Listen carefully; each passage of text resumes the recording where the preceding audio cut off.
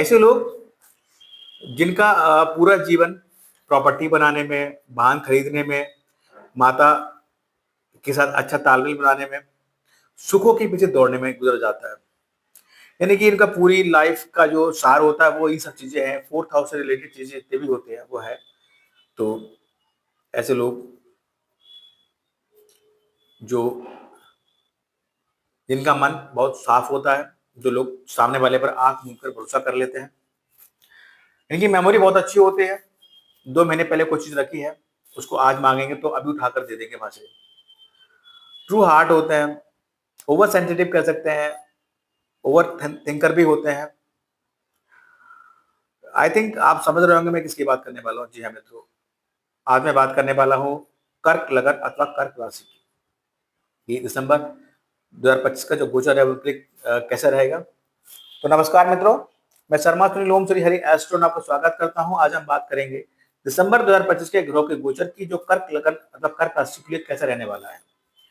पूर्व की बातें अपना वीडियो स्टार्ट करने से पूर्व, यानी कि अपने मेन टॉपिक पर जाने से पूर्व हम चर्चा कर लेते हैं कर्क राशि के लोगों की। देखिए इनके जो रूलर होते हैं वो चंद्रमा होते हैं, मून होते हैं।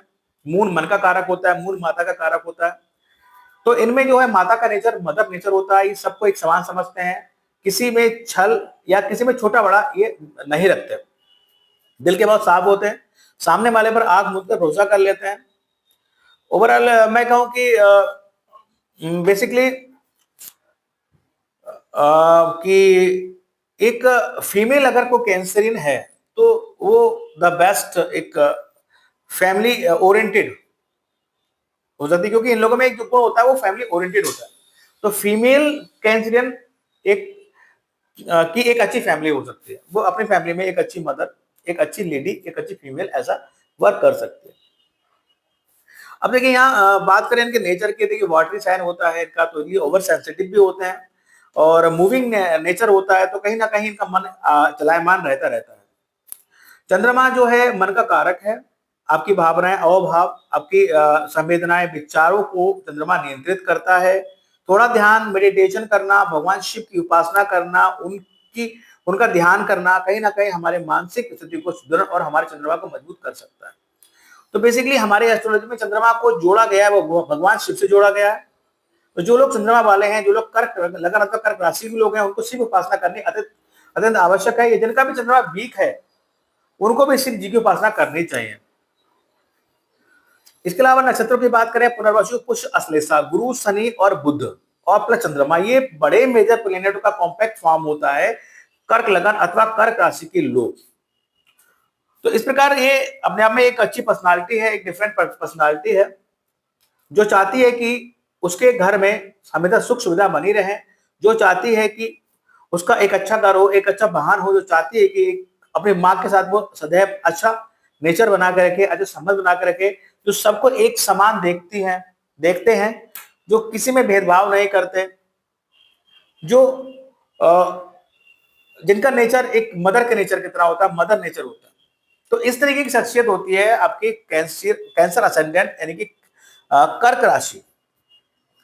तो ये तो एक छोटा सा इंट्रोडक्शन था। अब हम लौट चलते हैं अपने मेन टॉपिक पर, जहां हम बात करने वाले हैं दिसंबर 25 के ग्रहों के गोचर की। तो मित्रों, आपके फर्स्ट हाउस में अगर 4 नंबर राशि पड़ी, then you are a cancer ascendant, और ये प्रोडिक्शन आपके लिए है। अब देखिए लगन में आए हुए हैं जुपिटर। जुपिटर जो है आपके 6 और 9th लॉर्ड होकर लगन में बैठे हैं। जुपिटर का लगन में बैठना बहुत उत्तम माना जाता है, और यहाँ पर ये उच्च के हैं, राइट थ्रो के साथ उच्च हैं। लेकिन यहाँ बैठकर चंद्रमा कहीं ना कहीं, यानी कि कहने आपको भाग का पूर्ण सपोर्ट यहाँ मिलेगा। आपको भी काम करेंगे, आपको उसमें सफलता मिलेगी। आप जिस काम में हाथ डालेंगे आपको सफलता मिलेगी। यहाँ बैठकर देखिए आपके संतानों, मतलब यहाँ कहीं ना कहीं आपके संतानों के विषय में आपको अच्छी सूचना मिलेंगी। संतान आपकी खूब प्रोग्रेस करेगी, आपके मैरिटल लाइफ अच्छा रहेगा, आपका भाग उत्तम रहेगा। तो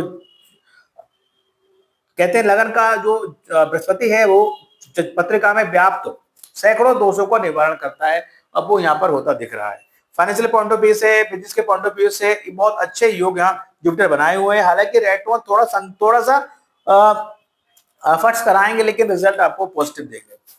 बात करते हैं सेकंड हाउस की। केतु सेकंड हाउस में बैठे हुए हैं, कहीं ना कहीं केतु जब भी सेकंड हाउस में आता है तो उस पीरियड में जो जातक होता है उसको उसके परिवार से दूर जाने का योग बनता है। कहीं ना कहीं परिवार से बातचीत में कमी रह सकती है, या अगर ये बनता अगर स्पिरिचुअल है then it will be okay, otherwise दिक्कतें रहेंगी। अब यहाँ पर देखिए धन का भाव भी है, तो कहीं ना कहीं धन को लेकर भी सेविंग वगैरह भी बहुत अच्छी नहीं रहेगी, और ये थोड़ा केयरलेस रहेंगे सेविंग की तरफ से भी। ठीक है, जो है सो ठीक है, इस तरह की चीजें यहाँ रहेंगी। अब ये सेकंड लॉर्ड का बैठा है, सेकंड लॉर्ड बैठे हैं आपके पंचम भाव में, तो कहीं ना कहीं परिवार में कोई ऐसी जिम्मेदारी आपको मिल सकती है, जो कोई बच्चा घर में है, ताऊ का या चाचा का जो भी है, और उसकी पढ़ाई की जिम्मेदारी आपको अपने कंधे पे लेनी पड़े, इस तरह की जिम्मेदारी आपको मिल सकती है। बात करते हैं थर्ड हाउस की।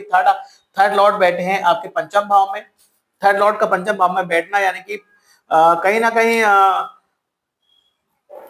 थर्ड हाउस यानी ऑनलाइन वर्किंग जुड़े हुए हैं तो अच्छी बात है, लेकिन इसके अलावा पड़ोसियों और जो है आपके छोटे भाई बहनों के बीच आपके संबंध भी बेहतर रहेंगे। मतलब थोड़ी सी एफर्ट्स तो लगेगी, ऑनलाइन वर्किंग में भी एफर्ट लगेगी। कुछ तीसरा है पंचम भाव, मेहनत आपको लगेगी, थोड़ा मेहनत आपको करनी पड़ेगी। लेकिन इसके बाद जो है देखिए, अब जब बात करते हैं मरकरी की, मरकरी 5 दिसंबर तक तो आपके जो है फोर्थ हाउस में रहेंगे। 5 दिसंबर 2025 तक अगर आप कोई प्रॉपर्टी यानी कि प्रॉपर्टी बेचने के योग या बनाएंगे, वाहन बेचने के योग बनाएंगे। अगर आप ये प्लान कर रहे थे क्योंकि पुरानी प्रॉपर्टी है, कोई वाहन है उसको बेच रहे हैं, तो 5 दिसंबर तक ये योग बना हुआ है, आप ये कर सकते हैं। 6 दिसंबर जैसे ही आएगा प्रिय प्रॉपर्टी खरीदने के और योग यहाँ दिखेंगे, क्योंकि बिजनेस स्टार्ट हो जाएंगे। साथ ही साथ मेहनत करनी पड़ेगी आपको, पढ़ाई के क्षेत्र में मेहनत करनी पड़ेगी, online working, tour and travels के वर्किंग, कमीशन कॉम्बिनेशन काम में। फोर्थ हाउस की बात करें, फोर्थ लॉर्ड बैठे हैं पंचम भाव में। फोर्थ लॉर्ड का पंचम भाव में बैठना कहीं ना कहीं प्रॉपर्टी गेन के लिए अच्छा है, माता के स्वास्थ्य के लिए अच्छा है, धन की प्राप्ति के लिए अच्छा है। ये योग अच्छा बना हुआ है, सुखों की प्राप्ति होगी आपको। यहाँ बैठकर ये जो है बैठकर जो है आपके 11th हाउस को देखेंगे, नए इनकम के रिसोर्सेज आपको मिलेंगे। बात करते हैं पंचम भाव। पंचम भाव में देखिए सन बैठे हैं, सेकंड लॉर्ड बैठे हैं आपके थर्ड, और आपके 12th लॉर्ड बैठे हैं, और आपके जो है 11th और 4th लॉर्ड बैठे हैं। बहुत अच्छा योग बना हुआ है। मतलब ये है कि इस पीरियड में जो है आपको मैं अगर आप स्टूडेंट हैं तो बाहर पढ़ाई की जा सकते हैं। इसके अलावा अगर आप कोई लव अफेयर्स में है तो वहां थोड़ी बहुत मुसीबतों के साथ आपको दिक्कत होगी, धन खर्च भी होगा इसमें। और वीनस बैठे हैं पंचम भाव में, प्रेम भाव में, प्रेम भाव का स्वामी बैठा है, बहुत अच्छा योग है। मोर देन वन इफेक्ट्स यहाँ हो सकते हैं। पंचमेश जो है नवम भाव में बैठे हुए हैं। आप देखिए 6 दिसंबर तक का जो पीरियड है, मार्स भी अपनी राशि में है, तो बहुत अच्छा योग है। यानी कि सूर्य, मरकरी, वीनस और मार्स बैठे हुए हैं, बेहतर योग रहेगा। स्टूडेंट है, अच्छा रिजल्ट मिलेगा, विदेश सेटल हो सकते हैं अपनी पढ़ाई को लेकर, पिता साथ जा सकते हैं, छोटे भाई बहन साथ जा सकते हैं, परिवार का कोई भी सदस्य बाहर जा सकता है आपके साथ। बात करते हैं आपके 6 हाउस के। 6 हाउस में देखिए मार्स बैठे हुए हैं, नौकरी का भाव है, और 6 लॉर्ड बैठे हैं लगन में, बहुत अच्छा योग है। और मार्च यहाँ पर 6 और 10th लॉर्ड हैं, तो कहीं ना कहीं जो लोग नौकरी की तैयारी कर रहे थे, कंपटीशन दे रहे थे, उनके लिए बहुत उत्तम योग है। उन यहाँ बैठने वाले हैं 15 जनवरी 2026 तक मार्च यहाँ रहेंगे, तो ये पीरियड है, ये नौकरी की बड़ा उत्तम पीरियड यहाँ बना हुआ है। जो लोग तैयारी कर रहे हैं नौकरी की, उनको नौकरी के हाथ में मिल जाएगी। बहुत अच्छा योग यहाँ जो है बनाए हुए हैं। बात करते हैं आपके, हाँ यहाँ मार्च नौकरी के अलावा बात करते हैं कि देखो बच्चों का स्वास्थ्य में गिरावट आ सकती है, उनका बीपी या उनका डेफिशिएंसी ऑफ ब्लड से रिलेटेड कोई दिक्कत हो सकती है। प्रॉपर्टी को लेकर ज्यादा आपको अलर्ट रहना पड़ेगा। कोई प्रॉपर्टी काम करते हैं तो ध्यानपूर्वक प्रॉपर्टी को परचेज करें, उसके खरीद फरोख्त करें, पेपर अच्छे से चेक कर लें, अदरवाइज दिक्कतें रह सकती हैं। घर में कोई प्रॉपर्टी को लेकर वाद विवाद चल रहा है तो वो वाद विवाद जो है कोर्ट कचहरी तक जा सकता है, इसके लिए भी थोड़ा अलर्ट रहें। हालांकि वो आपके फेवर में रहेगा, लेकिन फिर भी आपको थोड़ा अलर्ट रहना पड़ेगा। इसके अलावा बात कर लेते हैं कि मार्च का 6ठे भाव में बैठना कहीं ना कहीं शत्रु हंता का योग बनाता है। आप अपने शत्रु भारी पड़ेंगे इस समय, और लोन वगैरह लेने की सोच रहे हैं तो वो भी आपका होता हुआ दिख रहा है। वर्किंग प्लेस पे थोड़ी आपकी अकाउंटेबिलिटी बढ़ेगी। साथ ही साथ देखिए 10th लॉर्ड जब भी 6 हाउस में होता है तो उसका भाग्य भाव में अपने बैठा हुआ है, तो नौकरी के पॉइंट ऑफ व्यू से अच्छा योग यहाँ बना हुआ है। जो लोग नौकरी कर रहे हैं उसके लिए भी अच्छा है, जो लोग नौकरी ढूंढ रहे हैं उनके लिए भी अच्छा है। बात करते हैं सेवेंथ हाउस के, सेवेंथ लॉर्ड बैठे हैं आपके नाइन्थ हाउस में, यानी कि नौकरी के बाद, विवाह के बाद भाग्य का उदय। अगर आप मैरिटल नहीं है तो आप अगर इस पीरियड में विवाह कर रहे हैं या आपकी बर्थ चार्ट में ये योग बना हुआ है तो अच्छा योग है। अगर मैरिटल है तो पत्नी के साथ आप लंबी यात्राएं कर सकते हैं। आप अगर पार्टनरशिप व्यापार करते हैं तो भाग का सपोर्ट आपको मिलेगा। और अगर आपका व्यापार करते हैं पार्टनरशिप, तो उसमें आप इस पीरियड में कहीं ना कहीं इंश्योरेंस में काम ऐड कर सकते हैं, अपने व्यापार को इंडस्ट्री में कन्वर्ट कर सकते हैं, रिसर्च के काम ऐड कर सकते हैं, ऑकल्ट का काम ऐड कर सकते हैं, मेडिकल इक्विपमेंट का काम आप यहाँ अपने व्यापार में ऐड कर सकते हैं। अगर ऐसा करते हैं तो आपका बहुत फायदा होने वाला है, आपको भाग का पूर्ण सपोर्ट मिलेगा। राहु यहाँ जो बैठा है, राहु यहाँ बैठ के राहु जो है आपको 11th हाउस से कनेक्ट करेगा, तो बहुत अच्छे यहाँ रिजल्ट आपको देगा। 12th हाउस से कनेक्ट करेगा तो फिर कहीं ना कहीं आपका जो व्यापार है वो विदेश तक फैला देगा, इस तरह की चीजें यहाँ करेगा। बात करते हैं 8th हाउस की। 8th हाउस में राहु बैठे हैं, जो लोग पाइल जैसी प्रॉब्लम से ग्रसित हैं तो उनको ये प्रॉब्लम और बढ़ने वाली है। 5 दिसंबर 2026 तक ये समस्या और बढ़ेगी। लेकिन राहु यहाँ बैठकर क्या करेगा, अच्छी चीजें। राहु यहाँ बैठकर जो है आपको जो देगा वो देगा, आपको विदेश से कनेक्ट कराएगा, आपको धन देगा और आपके सुख में वृद्धि करेगा। ये बहुत अच्छे जो है आपके लिए पैरामीटर सेट करके देगा। और अचानक से लॉटरी, सट्टा, शेयर मार्केट से आपको धन लाभ करा देगा। अचानक समस्या भी देगा यहाँ पर राहु, क्योंकि आकस्मिकता का घर अष्टम भाव है, ये जान लीजिए। बात करते हैं 9th हाउस की। सैटर्न बैठे हुए हैं 10th और 7th और 8th लॉर्ड बैठे हैं आपके नवम भाव में। पार्टनरशिप व्यापार करते हैं, अष्टम भाव से रिलेटेड काम कर रहे हैं तो आपके लिए बहुत अच्छा रहेगा। अदरवाइज जहां एक और आपका भाग 7th लॉर्ड होकर बढ़ाएगा, वहीं दूसरी ओर अष्टम लॉर्ड होकर उसको थोड़ा सा अप डाउन करेगा। कहीं ना कहीं एवरेज स्थिति रह सकती है। पत्नी के साथ बाहर घूम सकते हैं, लंबी यात्राओं पर जा सकते हैं, हायर स्टडी कर रहे हैं तो कहीं ना कहीं सैटर्न है और अष्टम भाव का कहीं ना कहीं अड़चने वहां दे सकता है। बात करते हैं आपके देखो अष्टम नवम भाव में जो है सैटर्न बैठे हुए हैं, तो कहीं ना कहीं आप अच्छे और बुरे में फर्क करके ही चीजों को आगे बढ़ाएं। 10th लॉर्ड की बात करें, 10th लॉर्ड बैठे हैं छठे भाव में, बहुत अच्छा है, नौकरी के लिए बड़ा उत्तम योग है। नौकरी कर रहे हैं तो भाग्य का पूर्ण सपोर्ट मिलेगा, और नौकरी नहीं कर रहे हैं तो नौकरी मिलने के योग है। बात करते हैं, हाँ थोड़ी अकाउंटेबिलिटी बढ़ेगी जब चैलेंजेस रहते हैं, जब मार्च आ जाते हैं तो। 11th लॉर्ड की बात करें, पंचम भाव में बैठकर अपने घर को देख रहे हैं तो इनकम के पॉइंट ऑफ व्यू से बहुत अच्छा है। दोस्त बनेंगे और बड़े भाई बहनों से फाइनेंशियली सपोर्ट आपको रहेगा और ओवरऑल बिजनेस के नए अपॉर्चुनिटीज मिलेंगी और आपको जो है धन लाभ होगा। 12th हाउस की बात करें, 12th लॉर्ड बैठे पंचम भाव में। अगर आप स्टूडेंट हैं तो बाहर विदेश वो कोर्स कर सकते हैं, पढ़ाई के लिए जा सकते हैं। आप जिससे प्रेम करते हैं उसके साथ आप बाहर जा सकते हैं, या फिर कोई ना कोई इशू, कोई ना कोई जो है समस्या उनके साथ रह सकती हैं। अब देखिए इसके अलावा जो है कुछ ग्रह राशि बदल रहे हैं। सूर्य की बात करें, 16 दिसंबर को सूर्य जो है नवम भाव में आ जाएंगे। सूर्य नवम भाव में आ जाएंगे तो कहीं ना कहीं घर में घर के को भी सदस्य आपका शत्रु बन सकता है, या फिर घर वालों को वजह से कोई लोन वगैरह लेना पड़ सकता है, इस तरह की चीज रह सकती है। सरकार से कोई पेनाल्टी मिल सकती है, थोड़ा अलर्ट रहने होता है। व्यापार करते हैं तो सारे टैक्सेशन या जीएसटी वगैरह समय से पे कर दीजिए, अदरवाइज सरकारी पनिशमेंट आपको मिल सकती है। मंगल की बात करें, मंगल धनु में आ जाएंगे 7 दिसंबर को। मैं बता चुका हूँ मंगल के बारे में, नौकरी का अच्छा तब योग बनाएंगे। बुध की बात करें, वृश्चिक में बुध आ जाएंगे 6 दिसंबर को, वो उसके बता चुका हूँ मैं। अब देखिए शुक्र जो है धनु में आ जाएंगे आपके 20 दिसंबर को। धनु में शुक्र जब भी आ जाएंगे तो कहीं ना कहीं जो है नौकरी के लिए और अच्छा उत्तम योग बनेगा। नए इनकम के रिसोर्सेज होंगे, लोन वगैरह नहीं सोच रहे थे वो आपको मिल जाएगा, या फिर नौकरी आप जो है आप जिम अपना खोलने सोच रहे थे, आप जो है लोन का काम करने सोच रहे थे, आप जो है कोई मेडिकल के फील्ड जुड़ना चाह रहे थे, वो सब यहाँ हो तो दिख रहा है।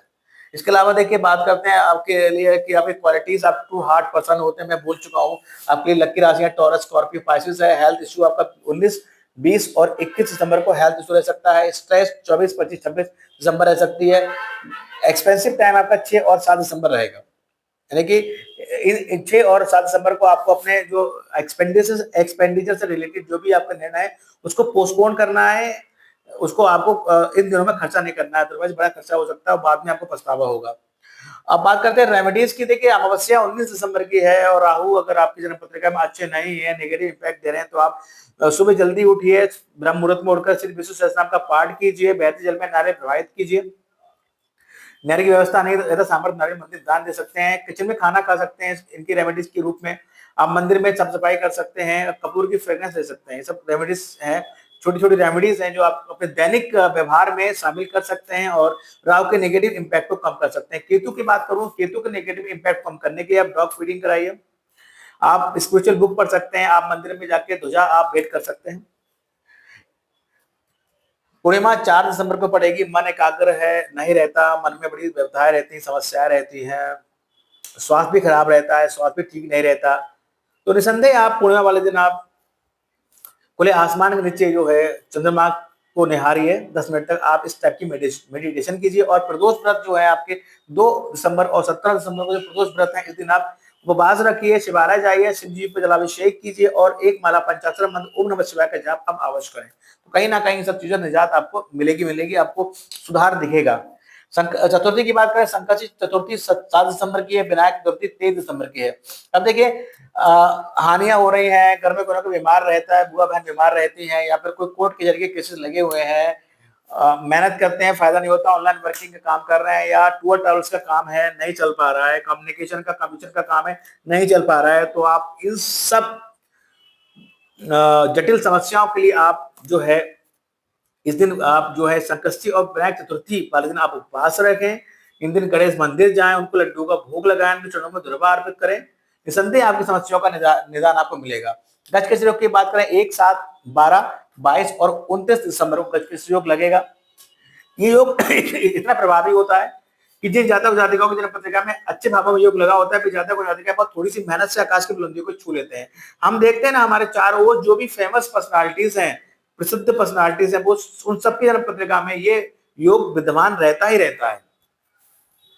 इसके अलावा हम स्टोन की बात करते हैं, कोरल, व्हाइट पर्ल और टोपाज हम पहन सकते हैं। पूजा पाठ की बात करें तो आप हनुमान जी की उपासना करें, रामचरितमानस का पाठ कर सकते हैं, सुंदरकांड का पाठ करें, हनुमान चालीसा नित्य पढ़ें। आप जो है शिव उपासना करें, आप विष्णु उपासना करें। ये सब आपके लिए बहुत अच्छी चीजें हैं और आपको जीवन में प्रोग्रेस देंगी।